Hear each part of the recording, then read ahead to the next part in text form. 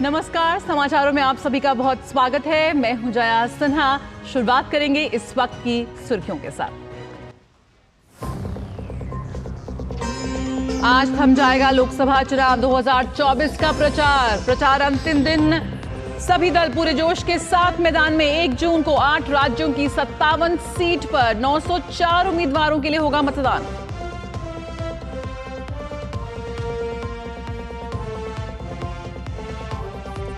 प्रचार के अंतिम रण में भाजपा के दिग्गज मैदान में। प्रधानमंत्री की पंजाब के होशियारपुर में जनसभा। राजनाथ सिंह उत्तर प्रदेश के कुशीनगर में तो जेपी नड्डा और योगी आदित्यनाथ भी पंजाब में करेंगे प्रचार।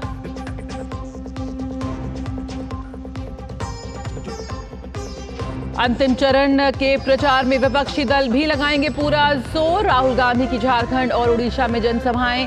हिमाचल के सोलन में प्रियंका करेंगी प्रचार। यूपी में अखिलेश तो बिहार में तेजस्वी यादव संभालेंगे प्रचार की कमान।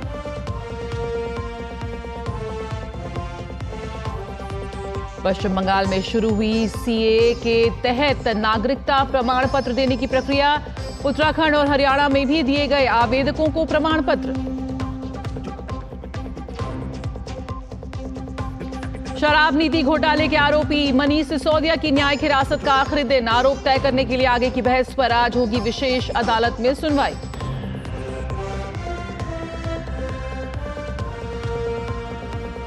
प्रचंड गर्मी की चपेट में उत्तर भारत। पंजाब, पश्चिमी राजस्थान, हरियाणा, उत्तर प्रदेश, मध्य प्रदेश में हीट वेव का ऑरेंज अलर्ट।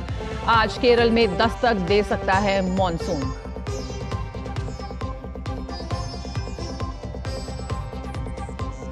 और रोहन बोपन्ना और वेरोनिका की जोड़ी फ्रेंच ओपन में करेगी अपने अभियान की शुरुआत। मिश्रित युगल के पहले दौर में ल्यूडमिला वावसोरी की जोड़ी से होगा सामना।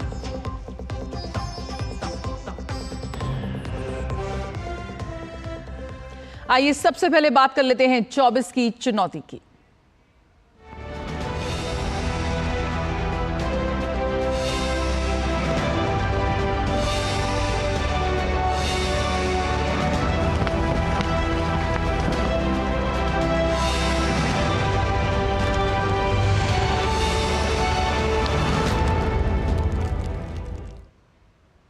लोकसभा चुनाव 2024 अपने अंतिम पड़ाव की तरफ बढ़ रहा है।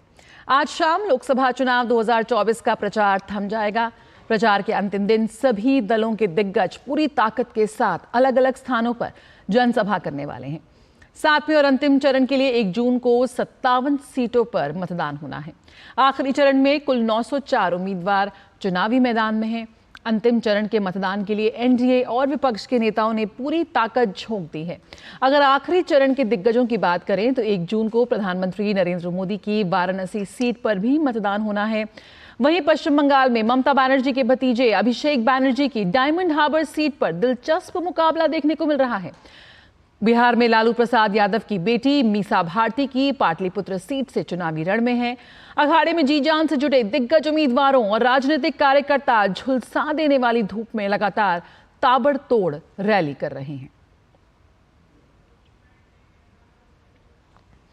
लोकसभा चुनावों के 7वें और अंतिम चरण के लिए मतदान 1 जून को होना है। इसी के साथ ही आज शाम 5 बजे तक अंतिम चरण का चुनाव प्रचार थम जाएगा। बीजेपी के स्टार प्रचारक प्रधानमंत्री नरेंद्र मोदी आज पंजाब और तमिलनाडु के दौरे पर रहेंगे। सबसे पहले प्रधानमंत्री पंजाब में चुनावी रैली करेंगे। प्रधानमंत्री पंजाब के होशियारपुर में विशाल फतेह रैली को संबोधित करेंगे और बीजेपी कैंडिडेट अनीता सोम प्रकाश के समर्थन में वोट की अपील करेंगे।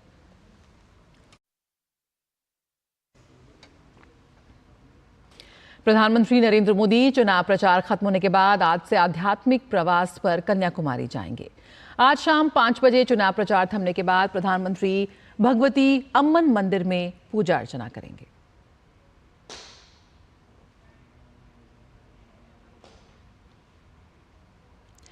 लोकसभा चुनाव के अंतिम चरण के प्रचार प्रसार का आज आखिरी दिन है।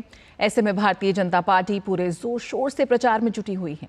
भाजपा के वरिष्ठ नेता और रक्षा मंत्री राजनाथ सिंह आज उत्तर प्रदेश के कुशीनगर के रामकोला में चुनावी सभा को संबोधित करेंगे।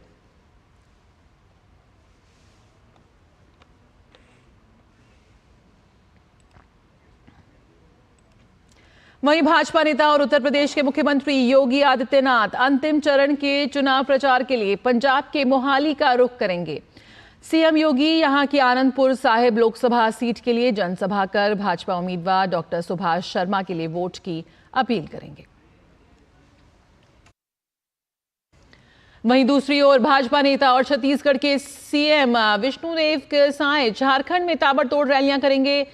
साहिबगंज, पाकुड़, राजमहल और शिकारीपारा में आदिवासी वोटर्स की बहुलता है। इसे देखते हुए भाजपा ने सीएम विष्णुदेव साय को यहां पर चुनाव प्रचार की जिम्मेदारी सौंपी है। लोकसभा चुनाव के 7वें और अंतिम चरण के लिए विपक्षी पार्टियों ने चुनाव प्रचार में पूरी ताकत झोंक दी है। कांग्रेस नेता प्रियंका गांधी आज हिमाचल प्रदेश के सोलन में पार्टी प्रत्याशी विनोद सुल्तानपुरी के समर्थन में रोड शो करेंगी। कांग्रेस नेता राहुल गांधी झारखंड के दुमका संसदीय क्षेत्र में विपक्षी गठबंधन के घटक दल जेएमएम के प्रत्याशी नलिन सोरेन के समर्थन में जनसभा करेंगे। साथ ही उड़ीसा के बालासोर में भी रैली संबोधित करेंगे और गठबंधन को भारी मतों से जीत दिलाने की जनता से अपील करेंगे।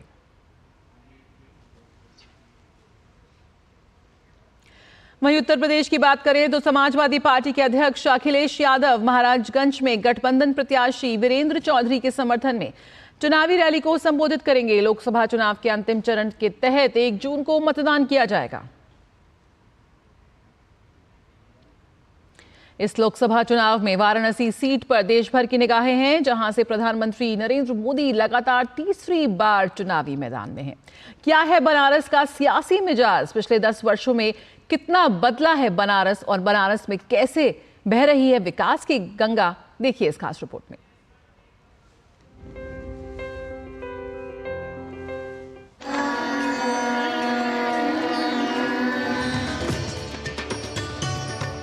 आदिकाशी अगाध आस्था केंद्र वाराणसी या बनारस, देश की सांस्कृतिक राजधानी काशी। धर्म कर्म आध्यात्म की नगरी वाराणसी ने सदियों से पूर्वांचल ही नहीं समूचे देश की सामाजिक राजनीतिक चेतना को नई दिशा देने का काम किया। लेकिन विकास के लिहाज से यहाँ एक ठहराव था। साल 2014 से वाराणसी विकास की नई यात्रा पर चल पड़ी, जब वाराणसी सांसद और देश के प्रधानमंत्री के रूप में नरेंद्र मोदी को काशी सेवा और राष्ट्र सेवा का दायित्व मिला। बाबा विश्वनाथ की नगरी में आदिकाल से उत्तर वाहिनी गंगा बह रही है, तो वहीं अब यहाँ समानांतर विकास गंगा भी प्रधानमंत्री नरेंद्र मोदी के संकल्प से बह रही है।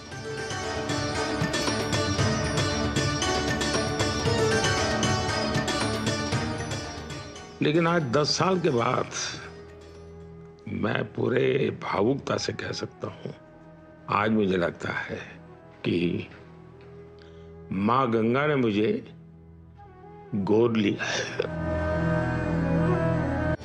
गौरवशाली परंपरा वाले प्राचीन शहर वाराणसी की आध्यात्मिकता को संजोकर आधुनिक कलेवर देने का काम खुद प्रधानमंत्री नरेंद्र मोदी के दिशा निर्देशन में शुरू हुआ, जिसका साक्षात उदाहरण काशी विश्वनाथ धाम का विकास है। काशी विश्वनाथ कॉरिडोर निर्माण से न केवल मां गंगा और गंगाधर के मध्य के अवरोध हटे, बल्कि प्रतिदिन लाखों श्रद्धालुओं का सुविधाजनक दर्शन सुनिश्चित हुआ। जनता को जहां काशी में कल्पनातीत विकास दिखाई पड़ता है, तो वहीं राजनीतिक विरोधियों के अलग तर्क हैं। इस बार का जो चुनाव हो रहा है, ये जनता लड़ रही है, जनता का आशीर्वाद है, जनता का प्यार है, क्योंकि जनता अब चुनाव जो इस बार का अपना वोट देने जा रही है, वो अपने हक और अधिकार की बात कर रही है। महज 1 दशक में काशी ने व्यापक और आशातीत बदलाव देखा है। वाराणसी को करीब 13,000 करोड़ रुपए की परियोजनाओं से संवारा जा रहा है, जिसके तहत 400 करोड़ रुपए की लागत से काशी विश्वनाथ धाम कॉरिडोर का निर्माण कराया गया। वहीं यूपीआईडीएस एग्रो पार्क में दुग्ध प्रसंस्करण यूनिट बनास काशी संकुल डेयरी की स्थापना की गई। इसके अलावा 186 करोड़ रुपए की लागत से भव्य रुद्राक्ष कन्वेंशन सेंटर का निर्माण वाराणसी में किया जा चुका है। इसके साथ ही वाराणसी में बेहतर सड़कों, बाईपास और हाईवे का जाल बिछाया गया है। वाराणसी लखनऊ, वाराणसी आजमगढ़ और वाराणसी गोरखपुर हाईवे को 6 लेन के रूप में निर्मित किया गया है। इस बीच युवा अपेक्षाओं को नई उड़ान देने के लिए आध्यात्मिक काशी आधुनिक काशी में वाराणसी के गंजारी गांव में अंतर्राष्ट्रीय क्रिकेट स्टेडियम का निर्माण जारी है। वहीं संपूर्णानंद स्पोर्ट्स स्टेडियम सिगरा में 206 करोड़ की लागत से स्पोर्ट्स कॉम्प्लेक्स का निर्माण हो रहा है। इसके अलावा वाराणसी में national institute of fashion technology की स्थापना से युवाओं और उद्यमियों को नई उम्मीद मिली है। मोदी जी के आने के बाद से काशी में जैसे विकास, उन्होंने कहा था ना कि माँ गंगा ने बुलाया। उन्होंने इस देश में स्वच्छता के आंदोलन का पहला फावड़ा भी चलाया, तो 80 घाट पे चलाया। आज हमारे घाट चमत्कृत करने वाले हैं, उनकी साफ सफाई। माँ गंगा को उन्होंने कहा तो माँ गंगा को गिरने वाले हर नाले को उन्होंने काशी में टैप करा दिया। सीवेज ट्रीटमेंट प्लांट की क्षमता बढ़ा के आज माँ काशी की गंगा एकदम स्वच्छ, निर्मल, अविरल है। वहीं किसान कल्याण और नारी सशक्तिकरण के लिहाज से भी गत एक दशक में काशी में नए प्रतिमान गढ़े गए हैं।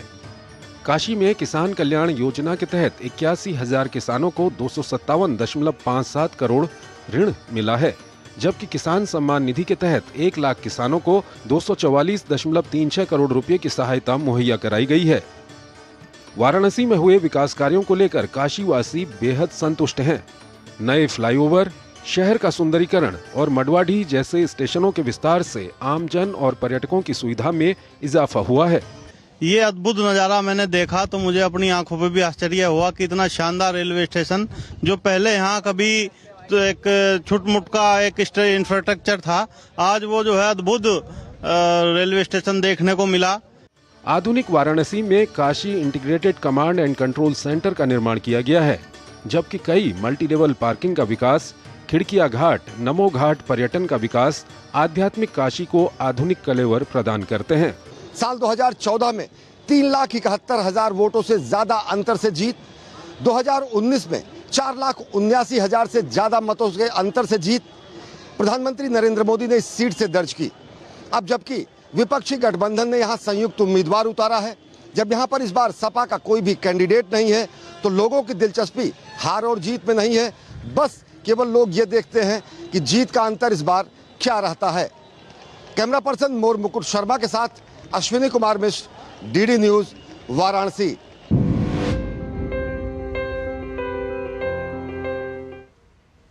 और हिमाचल प्रदेश की बात करें तो हिमाचल प्रदेश की कांगड़ा चंबा लोकसभा सीट जीवन के विभिन्न रंगों और भौगोलिक उतार चढ़ाव को सियासत के एक सूत्र में पिरोकर इन 2 जिलों के 17 विधानसभा हलकों की संसद में नुमाइंदगी करती है। आइए दिखाते हैं आपको कांगड़ा से हमारे सहयोगी उर्मिलेश भट्ट की एक खास रिपोर्ट। हिमाचल प्रदेश में जैसे जैसे लोकसभा चुनाव मतदान की तारीख नजदीक आती जा रही है, वैसे वैसे चुनाव प्रचार भी जोर पकड़ता नजर आ रहा है। प्रदेश की 4 लोकसभा सीटों में से एक है कांगड़ा चंबा संसदीय क्षेत्र, जहां भाजपा एवं कांग्रेस सहित कुल 10 प्रत्याशी चुनावी मैदान में हैं।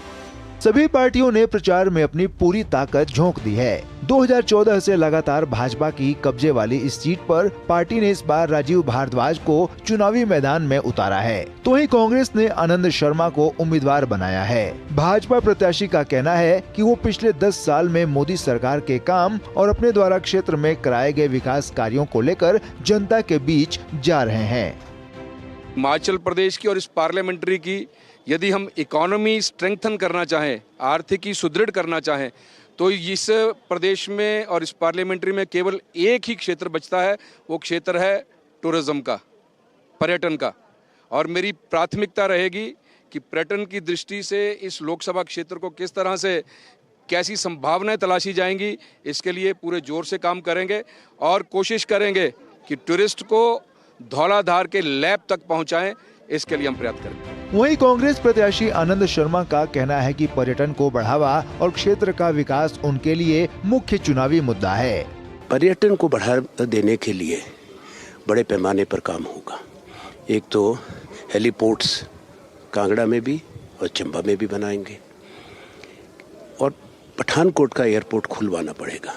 स्थानीय लोगों की बात की जाए तो उनके सामने क्षेत्र के विकास के साथ साथ पर्यटन को बढ़ावा एक बड़ा मुद्दा है। इससे हमारा हिमाचल की ना पर्यटक के हिसाब से ही चलता है। यहाँ अच्छे मतलब होना चाहिए, सुविधाएं होनी चाहिए, जो बाहर से लोग आते हैं। बेरोजगारी बढ़ रही है और हमारे जो नई पीढ़ी, नए युवक हैं, उनको रोजगार मिल जाए और उनको नौकरियां प्रदान हो जाए, बस यही चाहिए। और तो बस बाकी ठीक है। मुद्दे तो हज़ारों हैं, लेकिन मैं मजदूर वर्ग में आता हूँ, लेकिन कहाँ इस पास टाइम है कि इतने मुद्दे उछालने हैं। लेकिन मैं फिर भी अपनी आवाज़ से यही कहूँगा कि लोग अपना मतदान सही करें और सही चुनाव करें। गौरतलब है कि कांगड़ा लोकसभा सीट पर 2014 से भारतीय जनता पार्टी लगातार जीत करती आई है। अब ऐसे में देखना होगा कि इस बार कांगड़ा लोकसभा क्षेत्र की जनता किसे जनादेश देती है। कांगड़ा लोकसभा क्षेत्र में भले सभी राजनीतिक दल अपने अपने जीत का दावा कर रहे हैं, लेकिन कांगड़ा की जनता आखिर किसको अपना जनादेश देगी, इसका पता तो आने वाले 4 जून को ही चल पाएगा। कैमरामैन गौरव गिरी के साथ मैं उर्मिलेश भट्ट, डीडी न्यूज़, कांगड़ा, हिमाचल। तो 24 की चुनौती में फिलहाल इतना ही।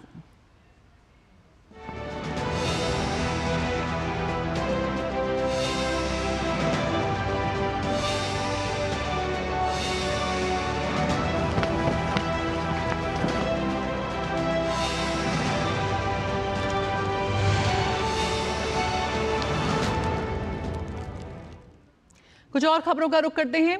पश्चिम बंगाल में नागरिकता संशोधन नियम 2024 के तहत नागरिकता प्रमाण पत्र देने की प्रक्रिया अब शुरू हो गई है। इसके तहत राज्य से प्राप्त आवेदनों के पहले समूह को कल पश्चिम बंगाल राज्य की अधिकार प्राप्त समिति द्वारा नागरिकता प्रदान की गई। इसके साथ ही हरियाणा और उत्तराखंड की अधिकार प्राप्त समितियों ने भी नागरिकता संशोधन नियम 2024 के अंतर्गत अपने अपने राज्यों में आवेदकों के पहले समूह को बुधवार को नागरिकता प्रदान की। गौरतलब है कि केंद्र सरकार ने 11 मार्च 2024 को नागरिकता संशोधन नियम 2024 को अधिसूचित किया था। नियमों में आवेदन करने के तरीके, आवेदन को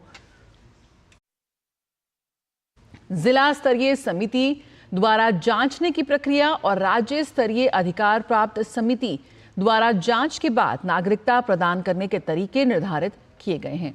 आवेदनों की जांच पूरी तरह से ऑनलाइन पोर्टल के माध्यम से की जाती है। इन नियमों के तहत पाकिस्तान, बांग्लादेश और अफगानिस्तान से आए हुए हिंदू, सिख, जैन, बौद्ध, पारसी और ईसाई समुदायों से संबंधित व्यक्तियों से आवेदन प्राप्त हुए हैं, जिन्होंने धर्म के आधार पर उत्पीड़न या ऐसे उत्पीड़न के डर से 31 दिसंबर 2014 तक भारत में प्रवेश कर लिया था। इस मामले पर और जानकारी के साथ संवाददाता सुधाकर दास दिल्ली से इस वक्त हमारे साथ जुड़ रहे हैं। सुधाकर, ये एक बहुत बड़ी खुशी की खबर है उन तमाम लोगों के लिए जिनका एक लंबे इंतजार के बाद भारत की नागरिकता मिलने का जो सपना था वो आखिरकार साकार हो रहा है। क्या कुछ जानकारी और मिल रही है? किस तरह से ये जो पूरी प्रक्रिया है आवेदन की और नागरिकता देने की, वो बहुत ही पारदर्शी तरीके से और सुचारू रूप से इस वक्त जारी है? बिल्कुल, देखिए जया, ऑनलाइन पोर्टल के माध्यम से आवेदन करना पड़ता है और आपको पता है कि ये लोग दिसंबर 2014 तक भारत में प्रवेश कर चुके थे, उनको नागरिकता देने का। और लगातार जो केंद्र सरकार कहती रही है ये सीए कानून नागरिकता देने का कानून है, किसी की नागरिकता लेने का कानून नहीं है, और उस पर आखिरकार अमल शुरू हो चुका है। आपने देखा 15 मई को पहले दिल्ली में, और अब कल पश्चिम बंगाल हो, उत्तराखंड, हरियाणा, इन तीनों राज्यों में जो आवेदकों के पहले समूह को नागरिकता प्रदान कर दिया गया है। आपको याद होगा कि इस चुनाव में एक बड़ा मुद्दा था, बीजेपी ने इसको पूरा किया और ममता बनर्जी चुनावों से पहले कह रही थी कि उनके जिंदा रहते ये कानून पश्चिम बंगाल में कभी लागू नहीं होगा। लेकिन क्योंकि केंद्र ने ये कानून बनाया, संसद ने इस कानून को पास किया है, उसको किसी तरह से रोका नहीं जा सकता है। और आखिरकार पश्चिम बंगाल में ऐसे शरणार्थी जो वर्षों से इसका सपना देख रहे थे, जिन्होंने आवेदन किया, उनके आवेदन का सत्यापन जो राज्य की जो जिला स्तरीय समिति है, फिर उसका राज्य स्तरीय एक अधिकार प्राप्त समिति है, उनके आवेदन की जांच करने के बाद उन्होंने जो निर्णय लिया, उसके आधार पर पहले समूह को ये नागरिकता प्रदान की गई है। और सरकार के सूत्रों का कहना है कि इसी तरह से सतत तरीके से ये प्रक्रिया जारी रहेगी। जो भी आवेदन आएंगे उनको जिला स्तर पर, राज्य स्तर पर जांच करने के बाद आवेदन की जांच के बाद उनको नागरिकता सीधे तौर पर सौंपी जाएगी। तो एक बहुत बड़ा वायदा, एक कह सकते हैं मोदी सरकार के द्वारा पूरा किया गया। और ऐसे शरणार्थी जो कह सकते हैं बहुत अच्छी दशा नहीं थी उनकी, नागरिकता के अभाव में, नागरिकता प्रमाण पत्रों के अभाव में। अब वो एक देश के भीतर खुली हवा में सांस ले सकेंगे, अन्य अधिकारों का इस्तेमाल कर सकेंगे जाहिर तौर पर। और ये ऐसे लोग हैं, हम जानते हैं, जो देश में पहले से रह रहे थे, लॉन्ग टर्म वीजा, अन्य तरह के वीजा के मार्फत वो रह रहे थे, लेकिन उनको मूलभूत अधिकार नहीं मिल पा रहे थे। इस वजह से मोदी सरकार ने इस कानून को बनाने का फैसला किया था और ये कानून बाद में लागू किया गया था। जी बिल्कुल, बहुत बहुत शुक्रिया सुधाकर इस जानकारी के साथ जुड़ने के लिए। तो ये बहुत बड़ी खुशी और राहत की खबर है उन तमाम लोगों के लिए जो वर्षों से मजबूरी में डर से भागकर जो आए थे सीमा पार से, लेकिन भारत की नागरिकता की गुहार लगातार लगा रहे थे और जिस तरह से वादा किया गया था सरकार की ओर से उसे पूरा करते हुए इस प्रक्रिया को बहुत ही सुचारू रूप से आगे जारी रखा जा रहा है। खबरों में आगे बढ़े। उपराष्ट्रपति जगदीप धनखड़ आज उत्तराखंड के दौरे पर रहेंगे। अपने 1 दिवसीय दौरे के दौरान उपराष्ट्रपति कैंची धाम स्थित नीम करौली मंदिर में दर्शन करेंगे। इसके बाद उपराष्ट्रपति गोविंद वल्लभ पंत कृषि एवं प्रौद्योगिकी विश्वविद्यालय जाएंगे और विश्वविद्यालय के शिक्षक वर्ग से संवाद करेंगे। दिल्ली शराब घोटाला केस में मनीष सिसोदिया के लिए आज का दिन काफी अहम। शराब नीति घोटाले के आरोपी मनीष सिसोदिया की न्यायिक हिरासत आज खत्म हो रही है। आज विशेष अदालत में आरोप तय करने के लिए आगे की बहस पर सुनवाई होगी।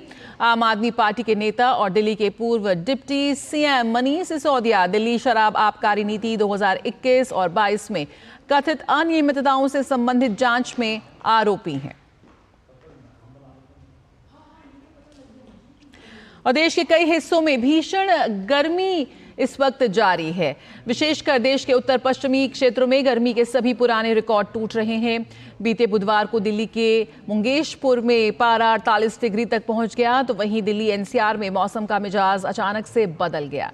शाम होते होते कई इलाकों में झमाझम बारिश हुई और लोगों को गर्मी से थोड़ी राहत मिली। मौसम विज्ञान विभाग के अनुसार अभी 1-2 दिन देश के उत्तर पश्चिम क्षेत्र में लू की स्थिति बनी रह सकती है। साथ ही एक अच्छी खबर यह भी है कि अरब सागर से हवाएं आ रही हैं और इसके कारण तापमान में गिरावट आएगी। वहीं आज के लिए पश्चिमी राजस्थान, पंजाब, हरियाणा, उत्तर प्रदेश, मध्य प्रदेश में ऑरेंज अलर्ट है और इसके बाद तापमान में गिरावट आएगी। दिल्ली में बिजली की अधिकतम मांग बुधवार को 8,302 मेगावाट तक पहुंच गई, जो कि दिल्ली के इतिहास में अब तक का सबसे उच्चतम स्तर है। बिजली आपूर्ति कंपनियों ने इस साल की गर्मी में अधिकतम मांग का आंकड़ा 8,200 मेगावाट तक रहने का अनुमान लगाया था। बिजली खपत संबंधी ब्यौरा दर्ज करने वाली state load dispatch centre Delhi के अनुसार शहर में बिजली की उच्चतम मांग कल दोपहर 3:36 पर 8,302 मेगावाट रही। इससे पहले विगत एक सप्ताह पहले बिजली की अधिकतम मांग राजधानी में 8,000 मेगावाट तक पहुंच गई थी। बात करें फ्रेंच ओपन की, तो फ्रेंच ओपन के पुरुष युगल के साथ रोहन बोपन्ना मिश्रित युगल में अपनी जोड़ीदार रूस की वेरोनिका कुदरमेतवा के साथ अपने अभियान की शुरुआत करेंगे। मिश्रित युगल में बोपन्ना वेरोनिका की जोड़ी का सामना रूस की ल्यूडमिला सैमसोनोवा से होगा। सर्बिया के स्टार टेनिस खिलाड़ी नोवाक जोकोविच ने फ्रेंच ओपन में अपने अभियान की शुरुआत जीत से ही की है। पहले दौर में जोकोविच ने फ्रांस के हर्बर्ट को हराया। डेनमार्क के होल्गर रूने ने फ्रेंच ओपन के अगले दौर में जगह बना ली है। पहले दौर में होल्गर ने ब्रिटिश खिलाड़ी डेन इवान को हराया। अमेरिका के टेलर फ्रिट्ज ने फ्रेंच ओपन के दूसरे दौर में प्रवेश कर लिया है। पुरुष एकल के पहले दौर में टेलर फ्रिट्ज ने फेडरिको कोरिया को हराकर अपने राउंड में प्रवेश किया।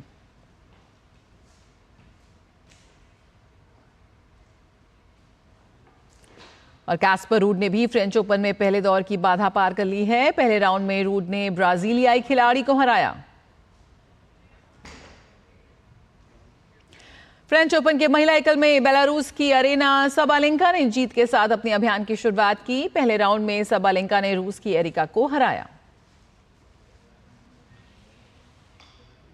खबरों का सिलसिला जारी रहेगा, लेकिन फिलहाल इस बुलेटिन में इतना ही। मुझे दीजिए इजाजत। नमस्कार।